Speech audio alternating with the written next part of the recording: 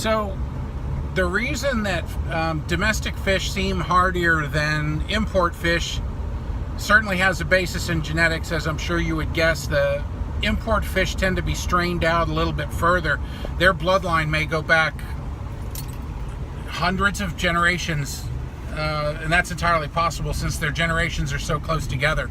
They're a little bit inbred, and I don't mean that in a negative sense, because those fish are a lot prettier than the ones that have a shorter genetic tree. But it goes beyond genes. I think it stretches into things like intensity, frequency, and duration of their immediate lifestyle, which is goes pretty much to transportation.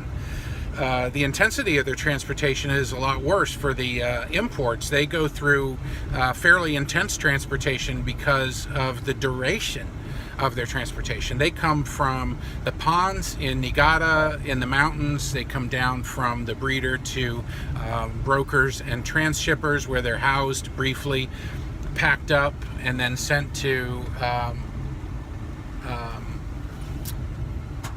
the airport, and then they're shipped to the United States. They drop down in LAX, where they're rebagged with fresh water and oxygen. Then they go to either they're received by the wholesaler or the seller. Quite often, so after LAX they get shipped one more time, and then they get shipped one more time after that, and a lot of times they'll get shipped yet again to the end consumer. So these fish are shipped as many as 7 times, but never less than 3, which is very different from the domestic fish, because a lot of times with the domestics, they will just come right out of the breeder pond to the end destination, which is you, and then they're picked up by the purchaser at your house or your store. So the intensity of transportation is considerably less based on the duration.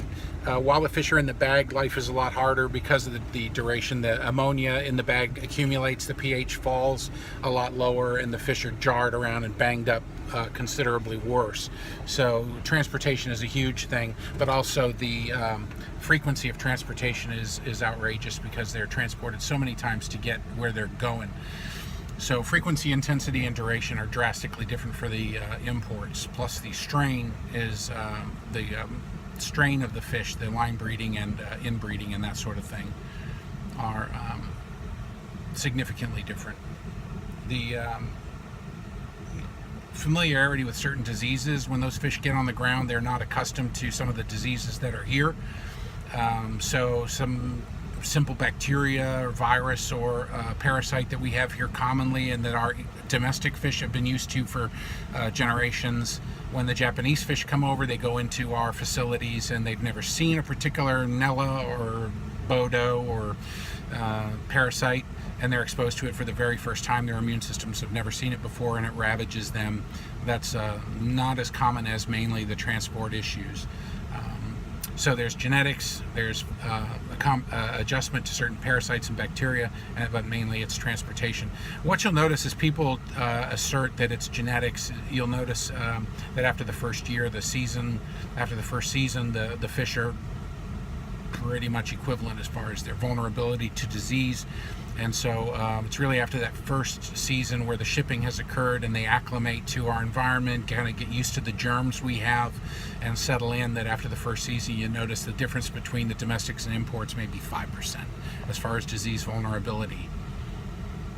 So there, got through it. Didn't even use any bad words. For those of you still awake, I'm going to be at Pandemonium this year. I'll be leaving Friday night, though. I'm not going to be there over the weekend.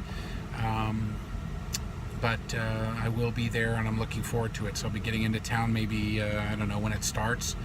I think that if that's Tuesday or Wednesday, and then I'll be taking off Friday afternoon. So if we're going to go out and do any damage or vandalize something, then it would have to be something like Wednesday night or Thursday night. And then catch up with some of you guys. Looking forward to seeing Chris Tallarico. I think Greg Whitstock is going to be there. Ellen Blue might be there. That would be cool. Ed Blue is going to be there. I think he's going to do something with pond construction, I think. Anyway, I'm looking forward to all that. seeing you guys again. I appreciate your patience and time, and see you soon.